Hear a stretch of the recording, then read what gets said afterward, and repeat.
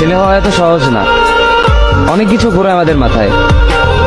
সব তো তোমার বইলা বোঝানো যাবে না, তারপরও কিছু বলি শোনো। আমরা ছেলেরা বউর সামনে মার সাথে ভালো করে কথা বললে মারা চলে থাকা সন্তান, আবার মার সামনে বউর সাথে ভালো করে কথা বললে বউর গোলাম। নিজের ছেলে মেয়েদের যদি মারি আমাদের দয়া মায়া নাই, আর ওই ছেলে মেয়েদের যদি কিছু না বলি আশকারা দিতেছি। নিজের বউরে দিয়া যদি জব করাই সেই ক্ষেত্রে আমি বউর কামাই খাই, আর যদি বউরে দিয়া জব না করাই আমি সন্দেহ করি। সারাদিন ঘরের বাইরে থাকলে আমরা ভাদাইম্মা, আর যদি ঘরের ভিতরে থাকি তাহলে বেকার, কাজ কাম নাই।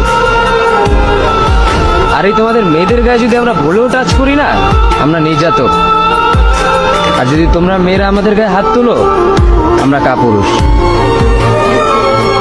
আর একটা ছেলে কি বা করে পুরো লাইফে নিজের জন্য? মার ওষুধের থেকে শুরু করে বউ বাচ্চার প্রত্যেকটা সব পালন করার দায়িত্ব একটা পুরুষের।